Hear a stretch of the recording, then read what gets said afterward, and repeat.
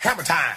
It's been an interesting time on Twitter for me. So anyway, I want to talk about the Christian and Trump thing first, because this is illuminating to me.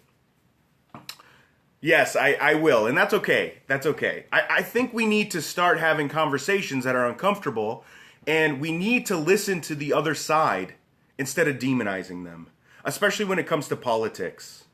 And this is why I want to address this. I'm not very political. I don't like speaking out about politics because I think both parties are absolute trash. Okay, used to be Catholic. Well, the Reformation are for people who used to be Catholics. So, I think both parties are absolute trash. On one hand, you have Democrats, and all they do is use minority people as a tool to get reelected, and they do nothing for them. What's up, Jeremy? Hopefully you're doing well, brother. And none of their policies work. Just look at Obamacare. Okay? Obamacare right now is doing exactly what they thought it would do. Why? Because they want single payer.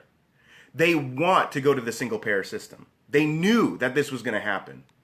Barack Obama knew that you weren't going to be able to keep your doctor. Barack Obama knew that insurance plans were going to skyrocket. He knew all of that. And I think conservatives have a really good plan for that. Let the free market dictate coverage. Open it up. Let people compete for who they're going to give health care to. And that will lower costs. More providers. People are fighting for the best prices. It's going to make insurance companies lower their cost. Makes sense to me, okay? But whatever. And then on the other side, Republicans, why aren't they fighting for that? They say they want to do these things, and then they do not hold to conservative principles. So I hold both sides responsible for all this madness, okay? I'm not like this ideologue who's like, I'm a Republican through and through. No, I want the best ideas and the best policies put forward for the people of this nation. Yeah, the Republicans, they want to just give in. Yeah, they swallowed each other up. And here's okay, so I don't want to get too far into this. Obamacare was the best friend to insurance companies. You want to know why? Because they're forcing people to buy it. They're forcing people to buy insurance. That's like the best. That's not punishing insurance companies. That's giving them money. That's mandating people buy stuff. Okay, that's totalitarian. That's nonsense. Anyway, so and making it expensive. That's right, because young people understand. You know what? I'm gonna just forego it, and I'll take the tax. Oh wait, it's not a tax. It's not a tax. It's a penalty. I'm going to take the penalty because the insurance is just too high. As a man, I don't need birth control. I don't need it. I don't need to buy it. I don't need any of that, right? And so why should I be paying for that? It's a mess. It's an absolute mess. But when we talk about Trump, what I see, and I think it's super inconsistent, is, look, we cannot, as Christians, put our political ideology in front of the fact that we are part of the kingdom of God. And what I see going on is they're doing just that. They're saying, you know what? I am going to put the fact that I need to vote Republican ahead of the fact that I need to follow Christ. And on my timeline, on my Twitter timeline, there's a young man who, and I'm not going to out him here. If you want to see it, you can. He put it up. No, I'll get to that, Mary. I'll get to that, okay? He put up on here, and he exemplifies this to a T. And I see this a lot from people. especially evangelicals who want to grovel at the foot of Trump. Okay? So, it starts off, so we had some back and forths a while back, and I said, look, you know, whatever. And then he gives me a link to a Dennis Prager yesterday, or a day ago. He gave me a link to a Dennis Prager article. I respect Dennis Prager, okay? I read the article. I've heard him talk about this. Look, I get it, okay? I get the argument that, look, this isn't the choice that I would make. I just don't want Hillary. I think Hillary's disgusting, corrupt. She believes in things that it blows my mind just as a human being, okay? She voted against the partial birth abortion ban, where you take the baby out, its legs are dangling out of the woman's yahoo, you jab scissors in its neck, and you suck the brains out. Okay? I haven't told you who I'm voting for. Okay? And this is not about me and who I'm voting for. Okay? This is about Christians placing their political ideology above their Christian faith. Okay? And so this isn't a scope about who you should vote for. All right? And so I think Hillary Clinton is disgusting. She's corrupt. She's evil. Okay? But let's stop sugarcoating the things that Trump has done, the things that Trump has said. Okay? Let's stop sugarcoating this. He was a raging liberal like 2 minutes ago. Okay? Like, here's the thing. I just want people to be fair. I want people to be fair in their understanding, in their viewing of the situation. Okay? Trump sucks and Hillary sucks. Can we agree on that? Like, is that a hard, like, I don't understand why that is so difficult for people to say. And these trumpeteers that want to get out there, and they're Christians and they're evangelicals, come on. And I get that. See, I'm not saying don't vote for Trump. But let's be reasonable. You can't let your political ideology trump your Christian faith. So let's take a peek. You see what I did there? Don't let your political ideology trump your religious faith. You like that?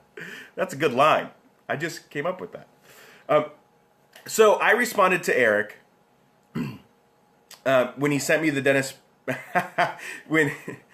Okay, thank you. I appreciate that. He sent me the Dennis Prager. That's tweetable. Thanks, Adam. He sent me the Dennis Prager article, and I said, I read it. I think Prager is all right. No, I don't like the KKK. Read the article, heard him talk about it. I'm still not convinced. That was it. I'm not convinced. I'm not convinced of the argument. And then he goes on, if you don't vote for Hillary, if you don't vote, that's a vote for Hillary. If you don't vote. So if you think both of these candidates are unqualified to take the job of President of the United States, then you're voting for the person you don't like? So would it work if he was a Clinton supporter and I didn't vote for Clinton, then is it a vote for Trump? Huh. Really? I mean, see, this argument is like saying, well, if you don't buy a Coke, you're actually buying a Pepsi. No, you're not. You're not buying a Pepsi if you don't buy a Coke. All right? I think they're both taste nasty. All right? I'm going to go buy a Mountain Dew, which ironically supports Pepsi. So come home and vote. See, and that's the ideology I'm talking about. That's the ideology. And we're going to get to this. I prefer cherry Coke. I like cherry Coke too. Vanilla cherry Coke is legit. Anyway, squirrel, right? And then he goes on. I mean, he goes on for a while. And then he says, you need to know that a vote for Hillary. So check this out. So he says, if you don't vote, that's a vote for Hillary. And then you need to know that a vote for Hillary is a vote to swing the balance of the Supreme Court. See, when the premise is flawed, everything... Oh, what's up, Jessica? I'm pretty sure your name's Jessica. It's been a while since I've seen you on here. If your premise is flawed, everything you're building up on that is nonsensical, okay? So I understand the Supreme Court argument. Make that argument. Make that argument. Don't base it on the flawed premise that if I don't vote for Trump, I'm actually voting for Hillary. Right? Because that doesn't make sense.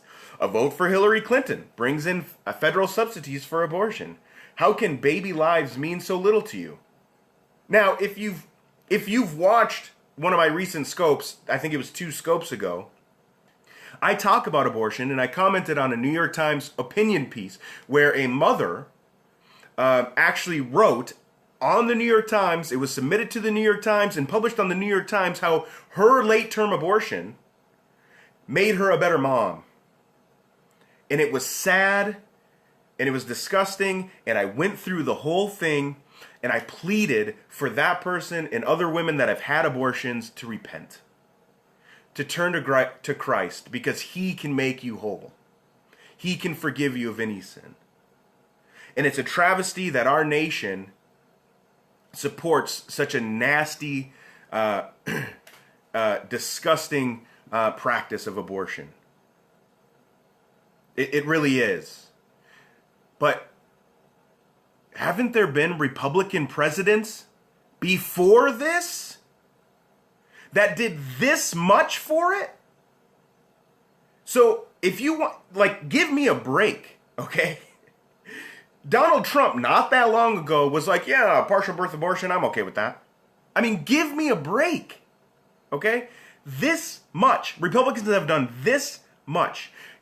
In Texas, I'll give them that. They have tried.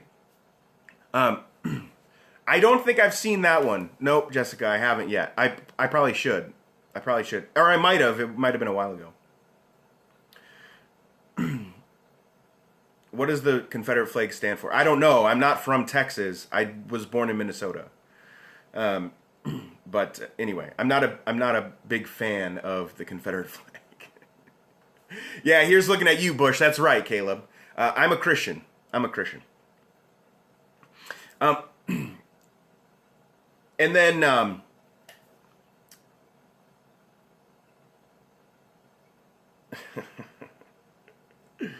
sorry, as you do a search between people, he commented on some atheist comments that I had. So let's continue. I want to see the only... Here we go. This is the phrase, okay?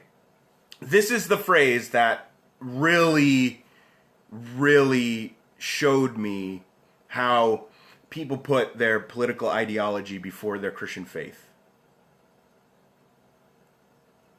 Check this out. The only thing necessary for the triumph of evil is that good men do nothing. Okay. Now check out this last sentence. Take up your cross and follow Trump. Christians, are you listening? Are you seeing this? This is the stuff that conservatives are putting out there. Take up your cross and follow Trump. That's blasphemy. Should I quote the words of Jesus in Matthew chapter 16? Then Jesus told his disciples, starting in the 24th verse, if anyone would come after me, let him deny himself, take up his cross, and follow Trump? No, me.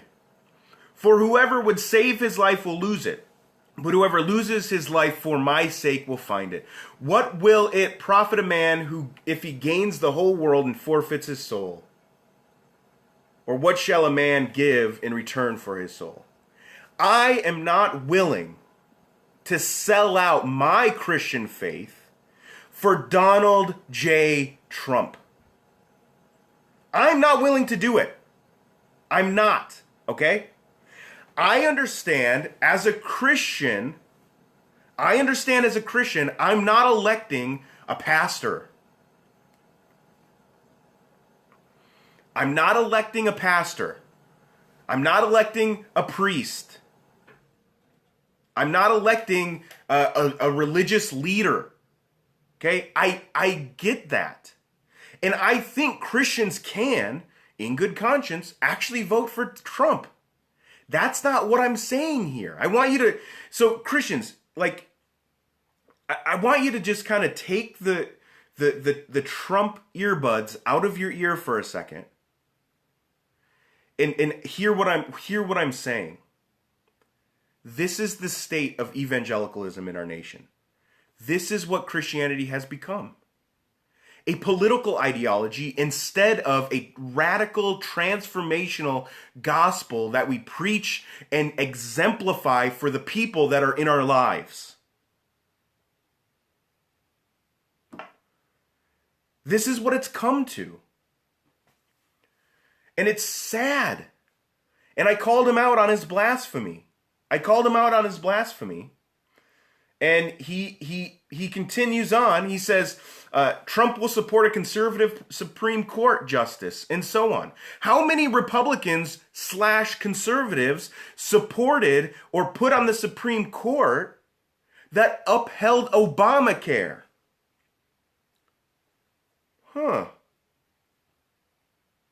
Judge Roberts, I'm looking at you. And then he goes on, Saul, the persecutor of Christians, became Paul the Apostle, likely the most influential single personality of the New Testament. So Jesus, or Trump, is now equivalent to Jesus and equivalent to the Apostle Paul. The Apostle Paul repented of his sins. Donald Trump on the record said, no, I don't ask for forgiveness for anything. I just get up and I do better.